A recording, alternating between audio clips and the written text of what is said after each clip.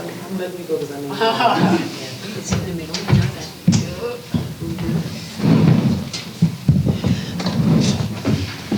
Thanks, everyone. We're going to start with Jack taking a question each. Jack. Yes. JJ, this is for you. In the first quarter, the Sky were being quite physical with you all, and it seemed like the whistle maybe wasn't going your way. But then when you look at the box and the rest of the game, you all outscored them 20-7 at the line. So I'm just curious how you all were able to find a physicality and a toughness and exploit Chicago, while in the past that was a struggle. Yeah, they're the type of team that, you want to kind of, be physical at the beginning of the game and not allow them to kind of bring it to you, and then you're on your back foot because then it's a little bit too late. So we just came in with that toughness, understanding that, that's their MO, is to be a really physical team, try to muck the game up a little bit and make it messy, and we understood that coming in. Coach, just congrats on another win tonight. I want to ask you in terms of how you dealt with Marina Mabry after she got off at the beginning with the threes, how you were able to then make sure she didn't even take basically another three. Your thoughts on that? Yeah, I mean, she's a great player, but we left her open. We didn't execute the scout. Can never go underneath her or leave her open, and we kept size on her. I think Kayla Thornton did a fantastic job on her. It's just staying skin on skin, and then when we did switch, we just made it hard for her. I mean, if you leave her open, great players are going to put the ball in the hole. Hello all, congrats on the win. This will be a question for both the coach and the players. Leonie Fibish comes into the lineup tonight. At first she replaced Courtney Vandersloot in the 5, but now she's replacing Benaja Laney, one of the top two-way players in the game. So what can you say about the way she has endeared herself to this lineup to make sure that a step is not lost even in the event of medical emergency? So for both coach and one of the players, whoever feels more comfortable answering, please. Yeah, I mean, she's great. I mean, she's got good size, loves defense, knows how to execute well, and we're putting her on, we're playing her, okay, B, here we go. This is what B does, guard Kennedy Carter. And I know Kennedy had 22 tonight, but I thought we did a pretty good job on her for overall. And a lot of time it wasn't really on Leo. But, her ability to knock down threes and to move the ball, to make decisions with the ball, her assists, the skip pass, I think she has good poise on that. And she's a player, like in the last game, we put her a little bit more in the pick and rolls as well. I think she's got good versatility and, she's stepping up when we need it. But she plays whatever role the team needs. I mean, she's at a plus 27. That's pretty good. As a rookie, that doesn't happen often. Her ability to come in with poise, know who to get the ball to, understand when she needs to take her shots, when she needs to continue to find players, pass the ball. She takes the right shots, gets the ball in the right people's hands, and that's kind of something you can't really teach, and I think it's something she's picked up really quick and why she's transitioned really well into the starting lineup, because she just understands her role and what she needs to do and plays it to the best of her ability. But a plus 27 from a rookie to come in on this team and do that is pretty impressive. Like, I'm impressed, and so continuing to pour into her to be able to do what she does for us because we need her. Appreciate your time. Congrats on the win. Hi, everybody. For Sandy, in the first quarter, Kennedy Carter was able to get a lot of shots at the rim and drives to the basket, but after that, only three shot attempts at the rim the rest of the game. How do you think the group was able to adjust to what she was doing and make things harder for her? Yeah, look, we were obviously trying to keep her out of the paint. We didn't succeed in the first quarter, but, I think it's more our closeouts. I think we were giving her too many direct drives early, so we just tidied that up. Rim protection got better, and I think JJ had a fantastic game tonight, just the rim protection there. She got us on when we did switch in the paint, jumping over people. She can just jump out of the gym, can't she? It's crazy. Good little player there. So we try to keep sizing her as much as we can and entice her to take those mid-range shots. My question is also for Sandy. You shot 8 for 21 from 2 in the first half, and it was 9 of 15 by the time you took the starters out in the second half. So what really was the difference in your mind there? Were you able to generate shots in the second? Yeah, put the ball in Sabrina's hand. Ball was going in. She's a pretty special player, and she, I think that helps. And it makes it hard. We're putting, obviously her and JJ and Stewie in action, and they don't know if they need to switch or not. And this is our big three. So we played through them a fair bit, and I know Sabrina had a pretty, her untypical start to the game, but you never can keep it down for more than 20 minutes, and she showed that in the second half. Hi, this is for anyone who wants to take it. This city loves players who leave it all out on the floor, and Kayla feels like the embodiment of that player. And there was a cool moment in the fourth quarter where she kind of runs into the tunnel, then reemerges to a massive ovation. Just how nice was that to see that appreciation for a game like this, which is just a classic KT game? Yeah, loved it. Loved it. And it was off of my turnover too, so I loved it even more. She got back there and saved me. So, but yeah, that's what KT does, and she understands her role, and she does it to the best of her ability. And we need more of that from her to just continue to just leave it all out there.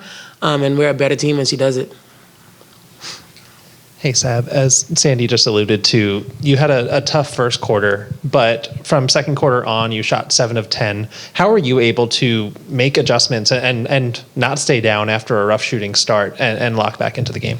Yeah, I mean, just continuing to trust the looks I was getting. I was getting good looks at the basket. They were just long. And so continuing to just adjust in game my shot, trusting in my shooting ability, knowing continuing to get good looks and find ways to get my teammates open. I think, driving and getting into the pick and roll with JJ was really beneficial for us in that fourth quarter. And so kind of just, believing in the work I've put in. I've shot a lot, and, I know they're going to go in if I can continue to get to my spots, and, kind of hung my head at halftime and then came back, to start that third with kind of an understanding, like I need to go out there and get the ball in the basket for this team to win. And just, thankful that I had that opportunity to go out there and get good looks. Sandy, you've talked a lot about defense for this team this season, but when you saw the team not necessarily starting the way they were supposed to, whether or not it was not following the scout or whatnot, how important is it for the team to not let that last the whole game and to flip that script? And how did you see them do that tonight? Yeah, and it was tough. I mean, it was too many easy baskets in that first quarter, and coming off a back-to-back, I suppose it's no surprise there. But this is a veteran team, an experienced team. They can lock in. We've got great leadership, especially, these two, the big three, they really lead the way. Like, there's a commitment to excellence, even if you struggled in one quarter. They're always encouraging each other. Come on, let's do it. Let's be better. And that helps. You've got to keep everyone on the same page, because defense involves 5 people. So it's not just the one person on the ball, it's everyone. And I think once we lock into that, that's when our greatness shows. Hey, Sab, back here. You kind of alluded to before getting JJ involved, pick and roll actions. You kind of see the offense kind of be a little more fluid. There's more space, and you kind of get involved with the ball, kind of see the defense kind of create it to her and open opportunities for you and anyone else. I mean, to be honest, like that, it's my job. I take a lot of pride in my ability to get players open. And obviously I understand what JJ brings to our team when she's able to, catch the ball out of a pick and roll and continue to attack, shoot the ball, space the floor, rebound. And so I take it personal. Like when she doesn't get touches, I go back and figure out ways that I can continue to help get her open with my passing ability and the gravity that I have when I come off pick and rolls. And I know she's doing everything she can to try and get me open as well. So it's a two-way street, and I think we've really bought into just it's a long game. Like when one thing's going, you continue to stay with it, and then when they adjust, we're able to just adjust quickly and continue to find ways to attack. And being able to see how poised she was down the stretch, we couldn't get her looks really early on, but then throughout the game, we got great looks when we needed. She got a big and one, and continuing to just establish her in the paint, and that's why we win games. Hey, Coach. Obviously, Sabali today in those limited minutes still had 2 blocks, couple rebounds, and had that bucket in that game as well. Just what did you see in those limited minutes, and how would you like her in her first game back? Yeah, I liked it a lot. You can put the vision, at the start of the year, how she'd complement the other players that we have. She was on limited minutes, obviously, so we went as much as we could. And I think the second time she got in, she felt more comfortable.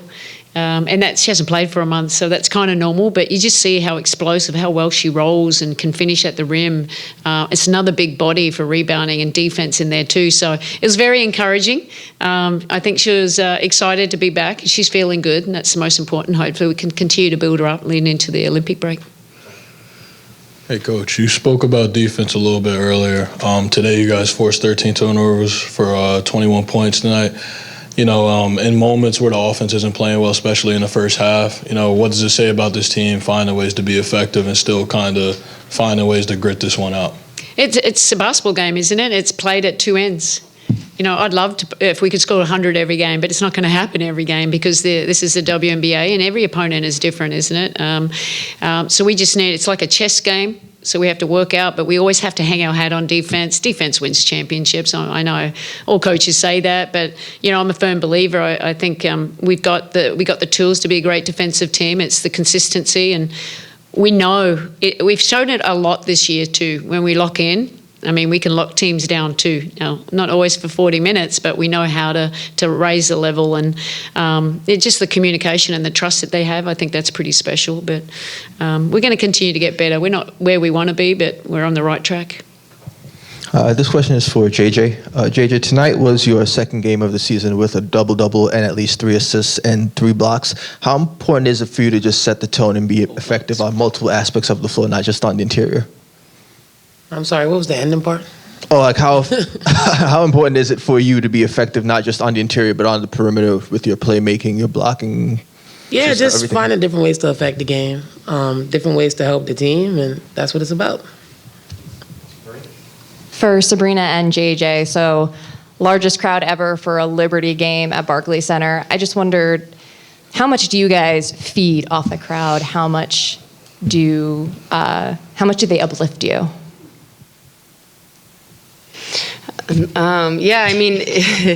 It's amazing. They were dialed in. They helped us when we were on our run. It felt like the ground was shaking. How excited they were, continuing to lift us up. Like on defense, when KT makes that steal and they're cheering. When we're scoring and hitting threes in transition, and we need them. We need their support all year long. We were on a back-to-back. If they came out and kind of were dead, we might have been too. But I think being able to see how committed they are to wanting to watch us play, and we don't take any of these moments for granted. Like, we understand what a blessing it is to be able to play at home in front of 17,000 fans.